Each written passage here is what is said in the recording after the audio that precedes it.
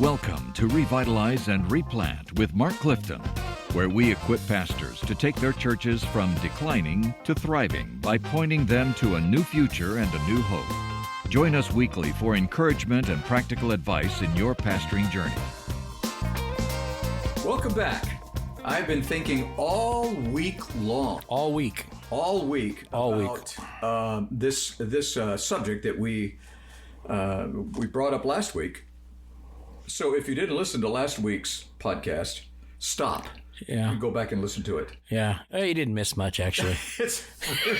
It wasn't one of our better efforts. Revitalize and Replant with Mark Clifton. Well, because we didn't have Halleck here. Well, we didn't. I'm Dan Hurst. Mark Halleck is missing because we didn't invite him. Well, that's true. Well, the last time he left such a mess. He did. It's just embarrassing. Now he's in Denver and he couldn't get over here today, so we didn't get a chance to have Halleck. We miss him. By the way, folks, you need to get a mind's picture of what's going on here. We are in the Revitalize and Replant Studio South. Yes, which is in the basement here at the Hurst Taco Ranch. That's right. Over Emporium. There you go. And we're in the basement. We're all set up in the basement and everything. And Clifton is basically disrobing. Oh, now wait a minute. Now look at you. I took my shoes and my socks off. He's just propped up on the couch, just bare feet. It's a goof. Bare feet. Bare feet. That's true. All right, we're talking today about Lyle Schaller. It is not a video. No, thank goodness. You know, I showed up at, I'm just going to go ahead and do this. Who cares? I love Jason Allen. He's the president of Midwestern Seminary. He has done a phenomenal job. I mean, he turned that seminary around in a way just like Bill Snyder turned K-State football around. I mean, it beats anything I've ever seen. I was a graduate of Midwestern. My dad was a graduate of Midwestern. I've taught there. I was the president of the Alumni Association. It's always been a challenge. Man, in the 10 years he's been there, it is unbelievable. I mean, congratulations, Dr. Allen. You have done an amazing job. But, man, the guy dresses well. I can just tell you, the guy dresses well. And he looks good in a suit, you know. I don't look good in a suit. You know, I have tried. I went to a tailor one time. Like, you know what? I got this pear-shaped body. I have no shoulders whatsoever. And so, he tried to... He said, I can make this work. And so I paid a whole bunch of money for me. And I look like Jackie Gleason in that suit. I mean, I can't wear a suit. You know, you see me, I always wear like vests because that's the best thing for my pear-shaped body. So anyway, Dr. Allen invites me to come to be on his podcast. This is not too long after he became the president there. And so I show up to the podcast kind of like I look now. I've got a Johnny Quest T-shirt on. Okay, and I got some old sweatpants, and I did leave my shoes on, but here I've taken my shoes and socks off. So I walk into his studio, and I've got I got a bluegrass T-shirt on. It's got some stains on it from the last bluegrass festival I went to. They wouldn't clean out, and sweatpants. And I walk in there, and Dr. Allen goes, "We're so glad to have Mark here, and so glad that he dressed up so well for this podcast." Oh, and I said, "Well, I didn't realize it was a video podcast." Oh, my God. He says it's not. I said, "Okay." He was joking, but yeah, I know. Anyway, that's a long story short. Allen, I just want to say you've got a great park. But I will tell you. Oh yeah, well, don't talk about that. But I will tell you, in the midst of that, me wearing I wasn't being disrespectful. I mean, I was doing a lot of things that day, and I went by to do the podcast, and it's not videoed. Right? My voice was great. So that's all that mattered was my voice and my thoughts. But he did notice my watch. Oh. So he said, "Which one?" Well, I know. He said, "What watch are you wearing?" And I said, "It's a 1937 Hamilton." He said, "You collect watches?" And I said, "Yes, I collect all kinds of vintage watches." And he said, "I do too." Oh, no. And my stock went way up. Even though I was wearing a bluegrass T-shirt, I had a good watch on. Oh. Let that be a lesson to you when you grow up and have kids, all right? It's always about the watch you wear. What are we talking about today? We're talking about an article that Lyle... By the way, what? I do want to say that Dr. Allen has a great parking spot. Oh, he does, because you've used it. And we've used it. I didn't know we weren't supposed to use it. But anyway... He wasn't using it at the time. Using it, so thank you, Dr. Allen. All right, so we're talking about this article. Gosh. Boy, we were accosted by... Oh, never mind. This poor young lady, it was her job to protect the parking spot, and she did a good job. She did a great job. Yeah. She took care. She was very much about the integrity of a system. So Lyle Schaller wrote this article. Well, actually, Jim Farr wrote the article, he wrote the article about how things are harder today than in Lyle Shaller's day. And as Mark mentioned last week, Shaller's written like 55 books on church health and church revitalization in the 1970s and 80s. And so guys like me, he really influenced us. And I think the world of Lyle Shaller. He was an old Methodist church consultant. So this guy, so in biblical leadership, Jim Farr said, here's 10 reasons why it's even harder today than it was in Lyle Shaller's day. So last week when we looked at them, among the reasons were churches are way more focused on their own health, their own care of their members than they used to be. Mm-hmm. They're all turned inward. Mm-hmm. Less than 3% of the mainline churches today are growing from evangelical growth. And that in all the mainline denominations, it's the churches planted in the last 15 years that are showing any growth. So there's a consistency in Southern Baptist churches that if you're an older church, you're struggling to reach and penetrate lostness. And even when you call a pastor and hire a pastor, older churches tend to hire a pastor who takes care of their needs prior to, instead of really asking them to be challenged to reach the lost community.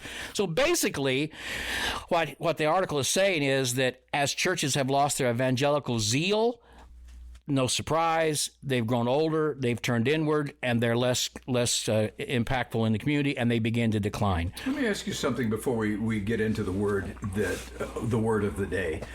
You mentioned something about churches have gotten less evangelical. Do you attribute that to the generation? Yeah, we'll talk about, you're going to look, there's 2 or 3 things we're going to look at today. The first one is this word, and the second one will deal with that. Okay, right. Because it is, that's there. But let's look at the word of the day. By the way, my wife said that if it's just you and Dan, these podcasts are going to go off the rails because there's no one here to keep us focused. But the word of the day, we are literally within 10 miles of the headquarters of the Unity, Unitarian Universalist Church. Yeah. Here, it's in Lee Summit, Missouri. Actually, it's in Unity Village, Missouri. They have their own town. They have their own zip. It's like the Vatican. They actually have their own town. Yeah. And again, you guys don't remember this, but when 20 or 30 years ago on television, these famous movie stars would always come out and say, the word from Unity today is, there'd be a word of the day. It'd be peace, or it'd be contentment, or it'd be tranquility, and that was the word from Unity. Yeah. So we're here almost in Unity Village. Close to it. And the word for today is? The word for today is ignostic. Agnostic. Because agnostic. Because Jim in this article says one of the reasons it's harder for church revitalization today is that churches aren't filled with agnostics, people who are, but rather agnostics. Because they have little background in the Bible and in church life.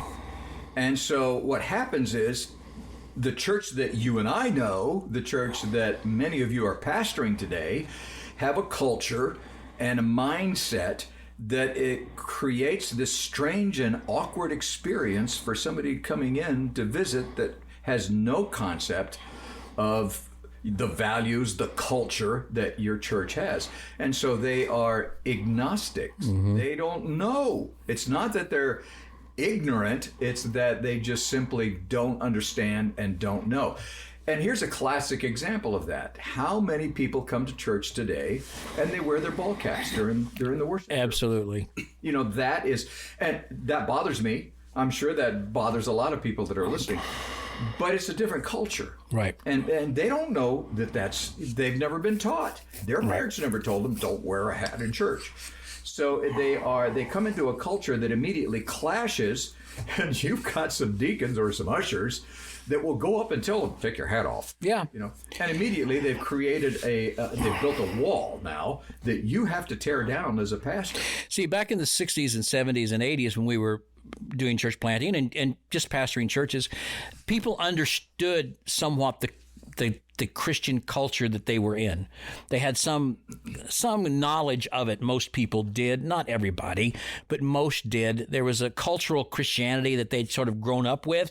Even if they didn't go to church, they had a grandparent who did. They went on occasion, that kind of stuff. But you're right. Today, it's altogether possible that some of the folks you talk to, they've never been in church at all. And they don't have a clue what goes on in there. And they're completely ignorant to all of it, which is, in a way, for those of us who want to reach them, almost a blank slate's better than a slate where they have a lot of negative things. But I think we have to realize that we do not have the cultural Christianity behind us that we had 2 or 3 decades ago. That people do not come. I was in Montreal. Speaking of not having cultural Christianity, I was preaching and planting a church in Montreal, and I'd been planting basically in the South, in Atlanta or in Kansas or Nebraska. So this was all new for me, and the church was growing a little bit, and so I would always say things like, as like in the story of the Good Samaritan, or in the story where Jesus fed the 5,000, I would reference something like that in my sermon and then move right on. I'll never forget, I did that one Sunday, and it was the Good Samaritan, and I was preaching on one thing, and I said, and as the story of the Good Samaritan, you know that. And he did. This Lebanese guy who was a chef, loved him to death, not yet a believer, he stood up.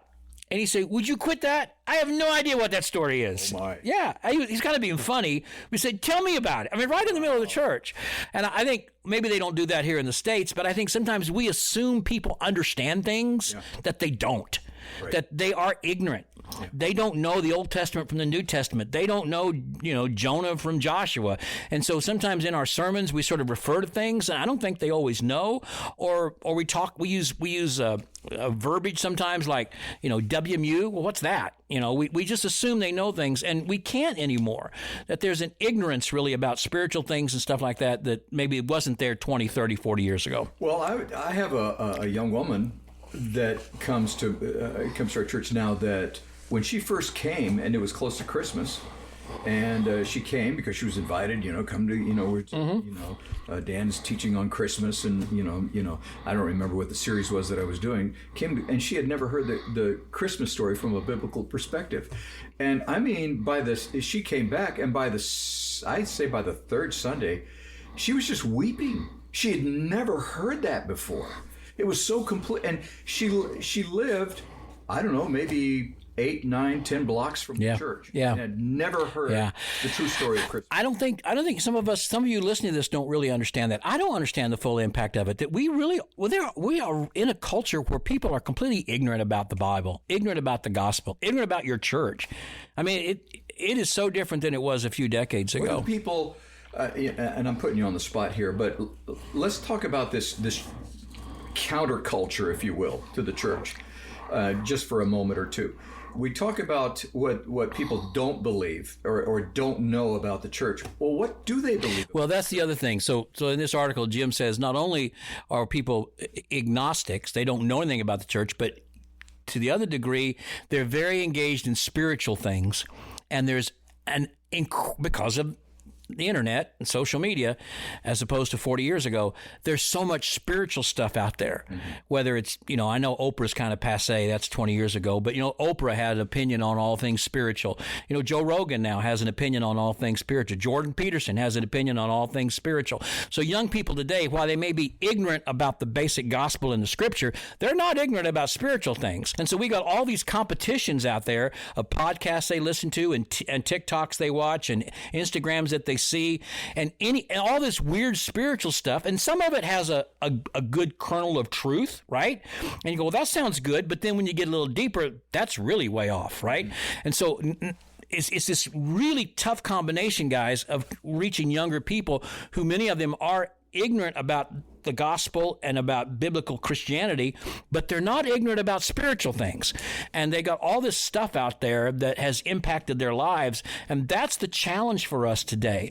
It really is. And so I think we don't fully understand. They're bombarded. And there's a huge uptick in young people wanting spiritual things. Mm-hmm. Every study you look at says that young people are not running away from spiritual things, even from the church. They're actually running to it. And many of them are running toward the ancient church. They're toward the Orthodox Greek or to Roman Catholicism. And I think having an American Pope is really going to even increase that even more. And what they're drawn to, now listen to me, guys, this is important. What they're drawn to is a connection to something ancient. In a world where everything is transient, nothing matters tomorrow that mattered yesterday. Everything changes all the time. Your apps on your phone are always being updated. Music changes all the time. Everything changes. young people today are looking for something that connects them to the past. And so here we are sometimes in our churches trying to be current, and we're basically a decade behind when we try to do that. We need to lean into who we are. We've been around since the beginning of time, and we have this great connection to all of biblical history. But yes, absolutely. Not only are they ignorant of biblical things, they are overindulged in spiritual things that are not biblical. Now, having said that, let me point out something that just floored me one day when it hit me, and that is that when somebody comes to your church for the first time, or maybe second or third time, but they're visitors in any case, they're just coming to your church. There is, and you may not recognize it or know it or understand it at the time, but they're coming because there is an inherent need that they're seeking to have met. Yes. And so there is they come to you, they don't even know how to define that need. Right. In most cases. They don't know how to explain what it is, but there is a search for something that they can identify with that will help them answer whatever that need is. And I think one of our jobs as pastors is to discover their need. And if my God shall supply or meet all of your need, then that becomes the focus of my ministry, doesn't it? Right. I have to identify what is the need. Why is this person coming to this church? Right. It's not just because somebody invited them. No, there's something else there. And it's not just because I'm a good preacher and we got a nice building. Mm-hmm. If they're an unchurched person and they're showing up, they've got something in their heart that's longing, and it is up to us to find that. But again, let's wrap this up here. Looking at some of the reasons it's more challenging today. Again, there's biblical ignorance has never been higher, but spiritual ignorance has never been higher either. Right. That culturally we have the cultural winds against us. There isn't cultural movement toward Christianity anymore. Young people desire something, but often what they desire is to be challenged, and that's not where older churches are. They're all about taking care of themselves. And that the last thing that we'll take a look at is that people who come to church today, many of them are dealing with deep problems that sometimes our folks don't know how to impact. They're dealing with terribly dysfunctional families. Yes. You've got people coming today who maybe, you may have all together possible. You may have a young lady who's got 2 or 3 children by 2 or 3 different men.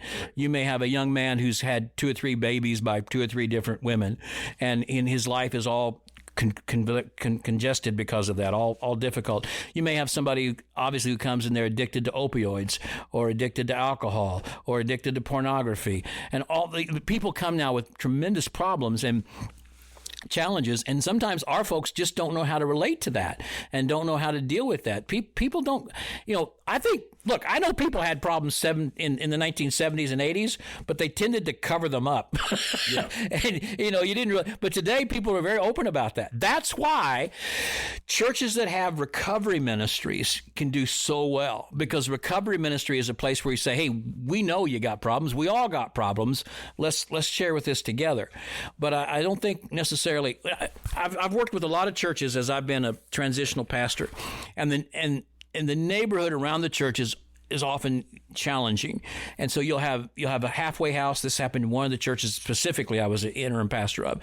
There were 2 halfway houses literally within walking distance of the church. And the church had a food ministry and a clothing ministry. So every week they gave away food and clothes.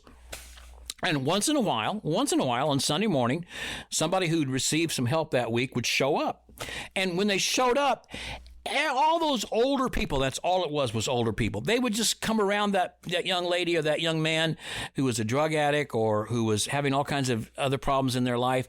They would come around them and just say, oh, we're so glad you're here. Come sit by me. They were very gracious. But the only thing they knew to do, Dan, was to say, oh, we hope you come back next week. Oh. Well, if you're addicted to opioids, or if you're in an abusive relationship with a boyfriend who's living with you, a week is a long time. And you're probably not going to come back next week. You're not going to come 6 Sundays in a row. The fact that you got there one Sunday is pretty amazing. And so these older people, as much as they loved people, they didn't know how to deal with folks who have this level of problem and complexity in their life. And so today, I think one of the struggles we have is if a church is in a neighborhood full of people who are really broken and have all kinds of problems, it's just not as simple as it used to be. And simply saying, come next week isn't enough. Right. And so they don't even know what's going to be. Exactly. And that's why churches like that one need to partner with stronger churches who can provide discipleship and leadership and intervention to these people's families. But often older churches don't want to reach out and say, hey, this is above us right now. We can't deal with these people anymore. They don't want to give up day-to-day control. So looking at this, it is tougher than it was when Lyle Schaller was writing his 55 books in 1970s and 1980s. The culture has shifted. People are less interested in traditional kinds of things that we do, but more interested in spiritual things. Their lives are more complex. Their lives are more troubled. Churches are more focused on taking care of themselves and taking care of their own members. Even when they call a pastor, they're looking for someone who will meet their needs before he meets the community's needs. All of those things are a recipe for declining. And that's why mainline denominations, just like Southern Baptist, are in decline. If it weren't for the churches being planted in the last 15 years, we would be in a death spiral as a denomination. Well, maybe that's why my mentor, Lou Miller, put a sign out in front of the church that said, please come to our church. We are a hospital for sinners. Yeah. And he made a big deal about that. You know, how people would come in. He threatened, he never did this, but he threatened to put signs on pews that said, "This pew for people with problems only." He decided that we would just be too that would be too conflicted, because everybody has problems. Right. But the problem with that is that your people who have problems aren't necessarily connecting with people that have a different set of problems, and that creates a different kind of, what's the word I'm looking for? Conflict. Yeah, it does. You know, within the church It does. itself. And the last two podcasts we've done have been why it's harder today than it was 20, 30 years ago. And it certainly is. But here's the reality. The gospel is greater than all those challenges. And what we have today are people who are definitely spiritually hungry, definitely have all kinds of needs in their life that they're open to talking about. They're not trying to hide them. And if the church will simply get our eyes off of ourselves and put our eyes on Jesus and be willing to make whatever sacrifice he asks us to make in order to impact our neighborhood with the gospel, it does change, and churches do grow, and dead churches do come back to life. But they don't come back to life when they focus on themselves, when they care first about themselves, when they're threatened by the world, when they see the neighborhood as an enemy rather than a mission field. All of those things have to change. And it's harder today than it was 30 years ago, but it can still work, and it will work, and it has worked. So let me encourage you to check out Church Replanters. That's replantersplural.com. Find some good resources there to help your church. Lean into your state convention and your association. Ask them to help you. Lean into other churches in your region. Your church does not have to die. There are lost people around your church. The gospel is still powerful. You can see your church come back to life. It's not going to be easy, but it absolutely can happen. And I want you to know that, and I want you to stay strong, and I want you to stay confident in the calling God's given you in your place. Well said. Thank you, Mark. And that wraps up another podcast of Revitalize and Replant with Mark Clifton. And we hope it's been a blessing to you, that it's met some needs, but at the same time created some questions that you'll think about. And you'll think about how you can take this and apply it in your ministry and in your pastorate. Thanks for joining us today on Revitalize and Replant. This podcast is brought to you by the North American Mission Board, where we help dying or struggling churches regain health for the glory of God and the good of their communities. If you found this conversation helpful, don't forget to subscribe to the podcast on your favorite platform. To learn more about becoming a replanting pastor or to explore resources about revitalization for your own church, visit churchreplanters.com.